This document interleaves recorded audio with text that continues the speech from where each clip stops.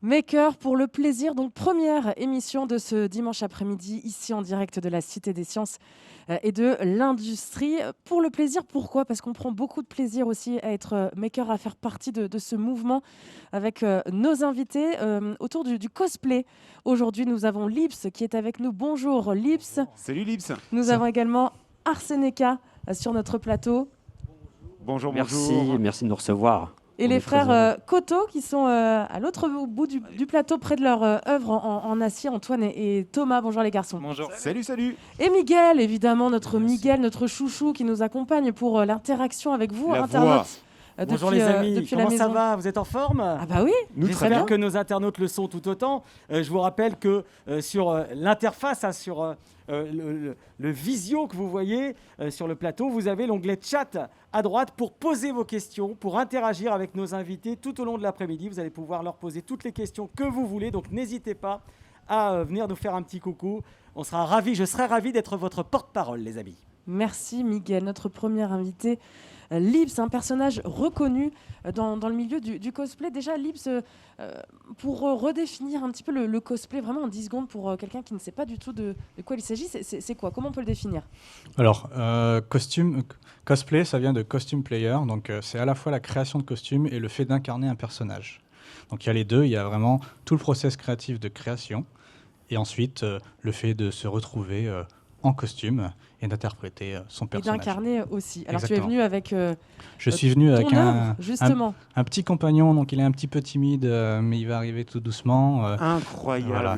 Donc un petit compagnon, il s'agit de Mono de Little Nightmare, incarné donc par Pix Cosplay, qui est un petit peu timide. Pix Cosplay qui va rester avec nous. Et puis qui va rester avec nous, exactement. Ton œuvre principale, c'est Reinhardt. C'est ça, évidemment, on va pouvoir faire des gros plans aussi sur cette œuvre qui fait quoi ? On est à 3 mètres de haut là, non ? On est à 2,40 m plus précisément, pour 1,70 m de large. Incroyable. Donc, qu'est-ce que c'est Alors, Reinhardt, c'est un personnage de jeu vidéo à la base, donc du jeu Overwatch, par les producteurs de Blizzard. Et donc, c'est un personnage, tout simplement, qui est une sorte de chevalier robotique dans un univers un peu futuriste. Alors, c'est incroyable parce que l'illusion est absolument parfaite et on a l'impression, surtout, de se dire c'est obligatoirement un mécatronique qui balance ça parce que ça doit peser 300 kilos. Eh bien non, puisqu'en fait le costume est fait principalement en mousse et en PVC, donc une armature de PVC avec de la mousse par-dessus, la même mousse pratiquement que ce qu'on retrouve dans les tapis de gym ou les tapis de yoga. Génial. C'est ça. Et donc le costume au total pèse 20 kilos, donc le poids est assez réparti, 5 kilos dans les jambes, dans une jambe, 5 kilos dans l'autre, et le dessus, 10 kilos. Et alors, comme disaient les météorologues, température réelle, température ressentie à l'intérieur. Alors, j'ai la chance, ce costume est assez aéré, donc dès qu'il y a un courant d'air, je le ressens tout de suite. Il est assez agréable à porter. 1 kilo, c'est lourd quand même. Ça fait un gros sac à dos. Ça peut se porter assez facilement, mais au bout d'une heure, on commence à le ressentir sur les épaules, quoi. Alors, comment tu es tombé dans le milieu du cosplay ? Parce que tu es professeur de SVT à la base. Ça, c'était il y a très longtemps. J'étais professeur de SVT. J'ai travaillé après dans le jeu vidéo. Et en fait, j'ai fait une convention de geeks, de jeux vidéo, et il y avait des personnages, il y avait des personnes déguisées. Donc, on ne dit pas déguisé, on dit costumé, justement. Pourquoi c'est important, cette nuance ? Je te coupe. Déguisement, c'est plus, on va dire... farce et attrape. Farce et attrape, etc. Alors que costume, c'est pour respecter un petit peu plus le travail qu'il y a derrière. Travail qui représente là, comme ça, juste en un chiffre, combien d'heures de travail ? Donc ça, c'était un de mes premiers costumes. Donc, j'ai mis 1 an à le faire, mais dans les 1 an, il faut compter donc, le fait que j'étais étudiant, je faisais ça sur mon temps libre, et que j'ai dû apprendre à faire des costumes en même temps. C'est-à-dire que j'ai 1 an depuis... je ne sais rien au costume jusqu'à faire ce costume. Voilà. Mais qu'est-ce qui t'inspire en fait dans tout ça ? C'est ça. Moi, j'ai fait des conventions, j'ai vu des personnes cosplayer justement, et je me suis dit j'aimerais faire la même chose. Et je me suis lancé. Il y a pas mal de tutos, il y a une grosse communauté du cosplay qui partage vraiment leur création, leurs méthodes, leurs techniques, les matériaux. Et aujourd'hui, c'est assez facile finalement de se lancer. Il y a juste la motivation à avoir et puis. Et ça réagit déjà ? Ouais, ça réagit déjà. Une question pour Lips justement sur la fabrication. Comment t'as appris ? T'étais autodidacte à la base ou pas ? C'est une question de Marie. C'est ça. Moi, je suis assez autodidacte. En fait, ce que j'ai fait, la meilleure façon d'apprendre, c'est d'y aller. C'est-à-dire que globalement, au début, il faut faire des patrons. J'ai essayé de faire des patrons. Ils n'étaient pas corrects. Je les ai modifiés un petit peu. Et puis, petit à petit, je me suis approché de ce que je voulais. Et il y a eu des itérations, des échecs. Et au fur et à mesure, on apprend. Et c'est comme ça que j'ai appris, tout simplement. Et donc, tu as un duo, vous formez aussi un duo, c'est ça, avec Pix, qui est donc à nos côtés. Pix, qui a déambulé sur la plateau. Tiens, on donne un petit micro, Pix. Hop. Avec un personnage que beaucoup de gens vont reconnaître également. Alors, on a parlé également là, du personnage Overwatch, là, dont tu as fait l'incroyable costume de 2,40 m de haut. Ici, un personnage entre guillemets tout mignon, en tout cas pour un jeu qui l'est, en tout cas avec un véritable coup de cœur, Little Nightmare, jeu indé qui a rencontré un énorme succès ces dernières années, dont le deuxième volet d'ailleurs est sorti il n'y a pas si longtemps que ça. Tu peux nous en parler peut-être un petit peu. Alors, le personnage, là, pour le coup, a la parole. Là, c'est incroyable. Ça va, Pix? Du coup, bonjour à tous. Bonjour, je suis ravi Pix. d'être là. Bonjour à tous. Pas trop chaud, ça va? Ça va. On va dire que je suis plus avec qu'autre chose. Et toi aussi, tu es tombé dans le milieu du cosplay? Exactement comme à Delibs. On fait des conventions, on voit des gens qui l'ont commencé avant nous. Ça nous passionne, ça nous fascine. Et on se dit, pourquoi pas moi? Et on essaye. Et puis, comme à Delibs, on fait des échecs, on tente, on retente. Et puis, c'est en faisant des échecs qu'on apprend. Ça te procure quoi, en fait, de produire ces costumes-là, de les incarner un personnage aussi, C'est finalement? ça. L'incarnation est surtout le fait de commencer de rien, d'avoir quelque chose de très brut, après une matière avec aucune forme, et puis lui donner une sorte de forme comme j'ai là sur la tête. Ça Alors, commence avec quelque chose de tout plat, et puis on arrive à faire une sorte de faux sac papier. mais alors, du coup, la question qu'on pourrait éventuellement se poser, c'est entre le fait de faire la création en tant que telle et le fait de l'incarner, qu'est-ce qui vous procure le plus de plaisir entre les deux? Alors, il y a les deux. En fait, la création, c'est vraiment un processus où on est chez soi ou alors on partage avec des amis la création. On peut créer à plusieurs, hein, ça, c'est pas un souci. C'est vraiment une part du plaisir que moi j'ai à créer des costumes chez moi, etc. Et après, il y a vraiment l'univers des conventions. C'est une grande communauté, le cosplay. Et il y a même des concours de cosplay. On peut faire de la scène avec. Moi, je fais également des animations avec mes costumes sur des salons. Et donc, c'est vraiment le plaisir de partager nos créations et notre passion. Tu parlais de concours, justement. Celui-ci a été récompensé, hein, le costume de Overwatch. J'ai fait il a fait plusieurs concours et il en a gagné certains. Il a gagné des sélections sur des concours européens. Il a gagné certains concours en Belgique. Mais moi, je fais avant tout les concours pour faire de la scène et pour pouvoir justement partager C'est la du scène spectacle avec... vivant, en fait. C'est ça, exactement. Question sur le chat. En quoi il est fait justement ce Reinhardt? Tu l'as dit ou pas, Libs? Oui. Alors, Oui, en mousse. ouais, ce Reinhardt, tout comme le casque de Mono, donc il est fait en mousse. Si vous voyez donc un tapis de yoga ou un tapis de gym, c'est à peu près la même matière que ce qu'on utilise pour faire ces costumes. Tu sais, le truc que tu avais acheté au début du confinement dont tu ne sais jamais servi, Oui. tu vois à peu près là? Ça devient un costume de cosplay. Voilà, parfait. c'est ça. Et- Exactement. Et en quoi ça a changé ta vie, Lips? Même question aussi pour Pix, juste Ah. après. Déjà, ça m'a permis de rencontrer énormément de gens, de rencontrer vraiment des gens qui sont aujourd'hui mes amis. Ça, c'est une première chose parce qu'il y a vraiment le partage de la passion. Tout le monde est passionné dans ce milieu. Et puis, moi, ça m'a permis, grâce à ce costume de Reinhardt, de commencer à travailler avec des studios de jeux vidéo et pendant un moment de m'en faire mon métier. Là, tu en vis, du coup, c'est alors, ton activité? Malheureusement, l'événementiel dernièrement était en berne, donc j'ai déposé les armes il y a peu. Et aujourd'hui, je travaille donc dans l'escape game et les jeux de société. Donc un parcours très biscornu. Ça, Eh ben. ça a changé ta vie aussi, Pix? Et pourquoi et comment? Alors, surtout pour les rencontres, comme à Delibs, vu qu'on est une immense communauté, on vient vite à rencontrer beaucoup de personnes et plein d'horizons différents. Et on apprend pas mal de choses, de découvrir du monde, découvrir des gens. Et puis on s'entraide, on partage. Et aujourd'hui, on est amis grâce ça. au cosplay, en fait. On a se connaissait commencé pas comme avant, ça. voilà. Incroyable. On va continuer également avec notre deuxième invité qui est Merci, là, les garçons. ici et présent. Surtout, vous ne bougez pas, on va revenir vers vous dans quelques minutes. Arsenica est avec nous également. Bonjour. Bonjour, ravi d'être ici. Alors, une autre création absolument incroyable également qui est sur le plateau. Il s'agit, alors, c'est le Célion, si je ne dis pas de bêtises. Célion. C'est donc la machine d'aide à l'indécision. Machine d'aide à l'indécision, qui est une allégorie, je dirais, à la physique quantique, en fait, sur l'intrication des états. Voilà. Donc, est-ce qu'on pourrait appeler ça comme une sorte de machine un petit peu vulgairement à prédire ou à ne pas prédire l'avenir, peut-être? Alors, oui. Bon, moi, je suis artiste, chercheur. Je suis le fondateur des laboratoires Arseneca. Et mon métier, c'est de transformer vos questions en solutions. D'accord. En incluant une part de recherche et de développement. Dans cette part-là, on va inclure l'art qui est omniprésente. D'accord, parce que là, ce que l'on voit, effectivement, c'est une démonstration artistique, c'est une réalisation artistique de quelque chose de scientifique derrière, en fait, c'est ça? Dans le processus de recherche, là, cette machine-là a été faite en collaboration avec des scientifiques, des mathématiciens, entre autres du CNRS.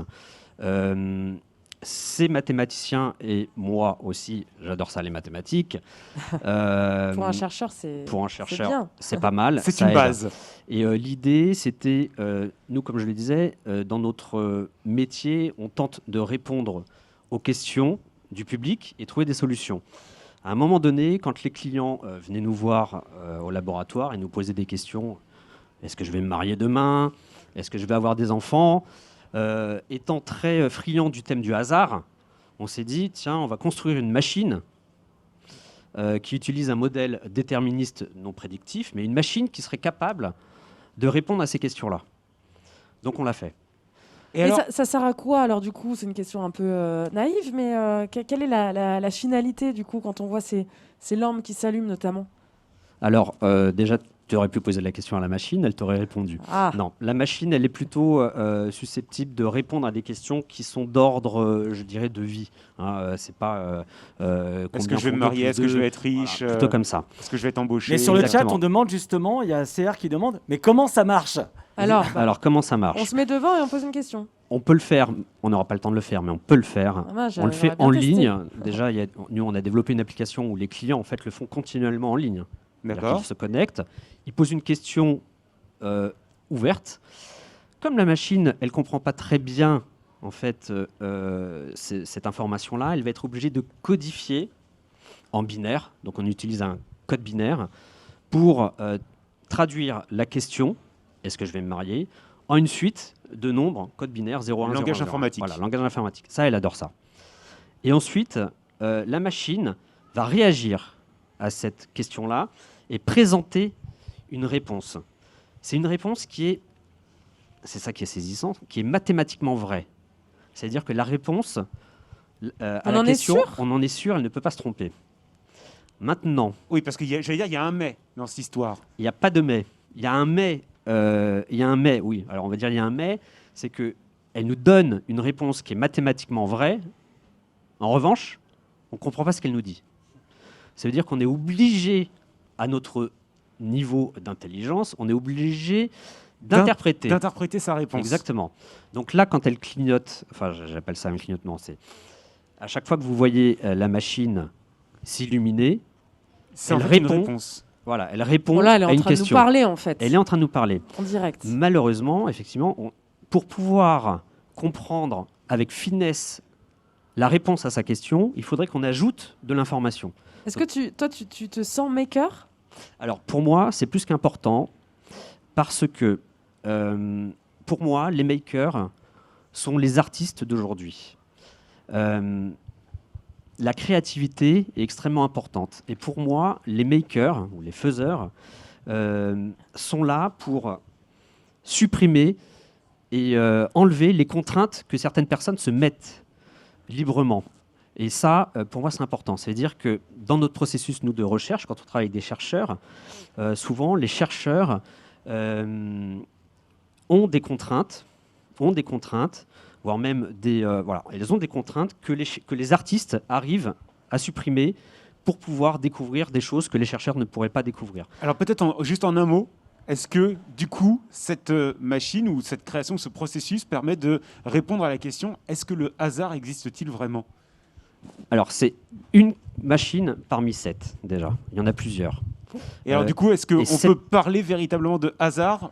Alors ça c'est trop complexe. Alors déjà, je pourrais pas répondre par oui ou par non. Voilà. En revanche, ce serait trop facile. En revanche, ce qu'il faut savoir, c'est qu'à chaque fois que quelqu'un pose une question, nous, on a une réponse.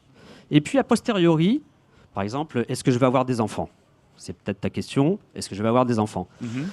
Et a posteriori, on te retrouve et on te pose la question, au fait, est-ce que tu as eu des enfants? Et donc on regarde la Ce qu'avait réponse. répondu. Voilà, exactement. Bon, Et sur on calcule les enfants, il y a- probabilités. Alors les probabilités, c'est pas ce qu'il y a de mieux Bon, pour parler du hasard. En revanche, là on sait que la machine, à 87%, répond justement aux questions. En tout cas, on vous laisse méditer sur Ces cette questions qui sont. machine. Non, mais c'est vrai qu'à chaque fois, entre mathématiques, philosophie et tout ça, des fois, Il y a, il y a une Serrière sur le frontière qui est chat très qui- ténue. il y a Serrière qui dit sur le chat que notre invité Arseneca devrait se lancer dans la politique. Apparemment. Oui, les frères L'indécision. Coteau, les frères Merci. Coteau, à nos côtés aussi, Antoine et Thomas, on est ravis de vous avoir. Vous êtes aux côtés de votre, Salut. de votre Salut. ami, de votre œuvre, Scorp, 3e version. Qui êtes-vous, les garçons, et qu'est-ce qui vous passionne dans l'acier? Alors, nous, c'est déjà mon frère s'occupe de toute la partie technique et électronique. Voilà. Donc ça Et- touche à l'électronique, aux pneumatiques, car j'utilise des vérins pneumatiques, et surtout la mécanique. Et Voilà. alors, qu'est-ce que c'est que ce bidule? Et surtout, la question que j'aurais envie de poser à la création de notre ami précédemment, c'est est-ce qu'on va tous sortir vivants de ce studio ou comment ça se passe? Oui, je pense vous allez sortir vivant, car on n'est pas autorisé à tirer des flammes ici. Ah oui, d'accord, donc c'est un Ah, lance-flamme. mince. Ok, Ouais, d'accord. on a deux On y va. lance-flammes. Petite démonstration ici, à faire, ici. alors. Miguel, Ouais. est-ce- est-ce que tu peux te rapprocher un petit peu, Miguel, s'il te plaît? Ils n'ont pas mis de propane dedans, Oh là là. parce Oh que là là. s'ils mettent du propane, effectivement, ça lance des flammes. Mais là, pour la sécurité de tous, il n'y a pas de propane qui sort. D'accord. Est-ce À qu'on ce peut moment-là, voilà, vous voyez quand ça fait les petits éclairs là, ça Ah. veut dire que la machine est chargée en gaz et qu'a priori, Voilà. ça lancerait des flammes. C'est ça les garçons. Ouais, c'est ça, ouais. Ici, Et- on a les petites électrodes, et donc quand on envoie l'électrode, normalement, on a le gaz qui sort en même temps, et on a des flammes de un peu D'un plus mètre. d'un mètre qui Un mètre sortent. environ, ouais. Mais il bosse pour Voilà. Skynet ou quoi? Qu'est-ce que c'est que ce truc? C'est ouf. Et après, C'est on a l'entreprise prévu qui a pour créé les que- Terminators, hein, pour ceux qui n'ont pas la ref. On a prévu que ça tourne après à plein temps, donc quand la flamme sort, on a un petit capteur thermique qui active un ventilateur qui est juste derrière. Du coup, voilà, ça permet d'envoyer des flammes. Ça vient longtemps. refroidir en fait le mécanisme.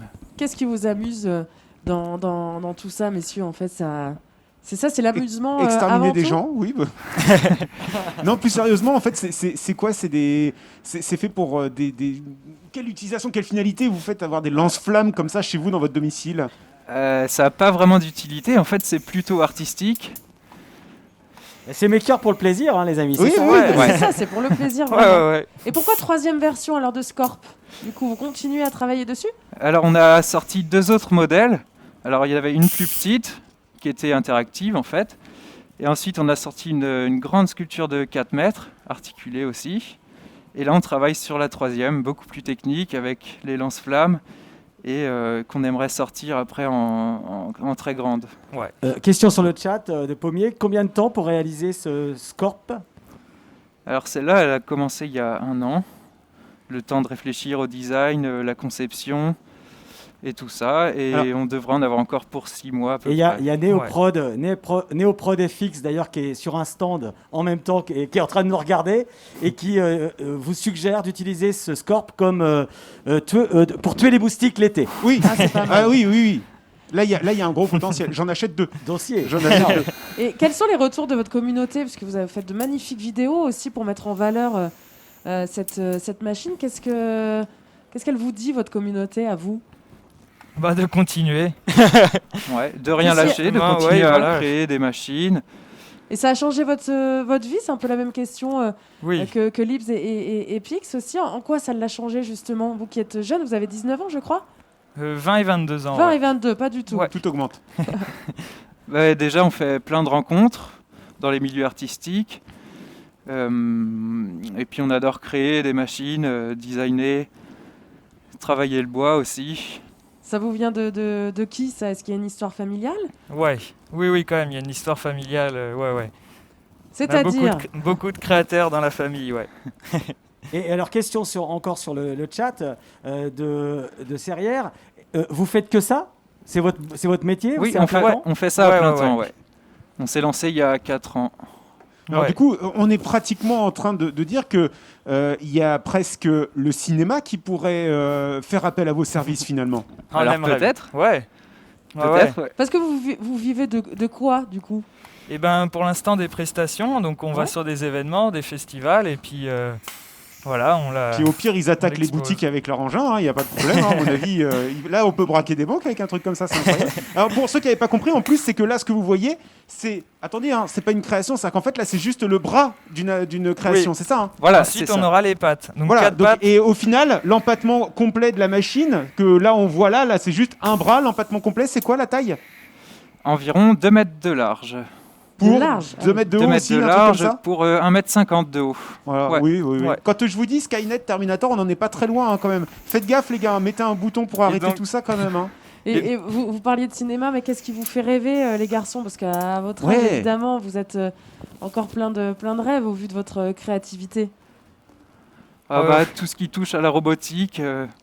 Un transformer sans image de synthèse, ça, ce serait bien. Hein. Question pour Libs sur le chat. C'est quoi ton prochain projet? Alors, j'en ai deux actuellement. J'en ai deux actuellement. Je travaille sur un Iron Man, donc un costume d'Iron Man. Ouais. J'aimerais bien justement me lancer dans un peu de robotique, un peu d'électronique pour faire quelques petites pièces qui bougent en même temps.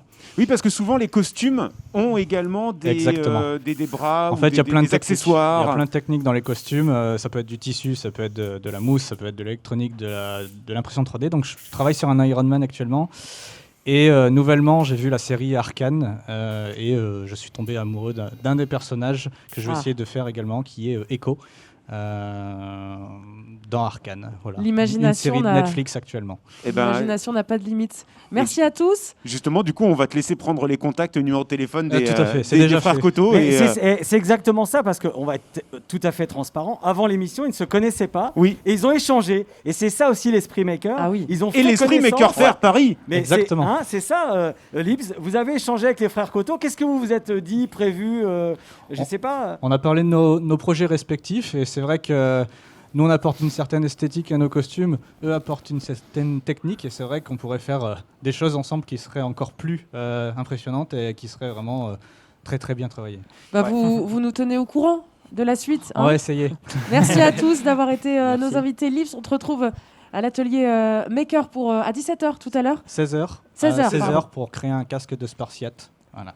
Incroyable. On va À voir partir ce de que ça quoi donne. À partir d'un tapis de gym, Eh justement. ben un voilà. tapis de yoga. Bah, c'est celui de Miguel d'ailleurs, dont il ne se sert Exactement. pas depuis longtemps. Je prends. Merci Pix également d'avoir été avec nous. Vous ne verrez pas son visage. Et merci aussi à Arseneca Merci beaucoup. d'avoir été ici présent. Et aux frères Coteau, évidemment, on vous souhaite plein de bonnes choses.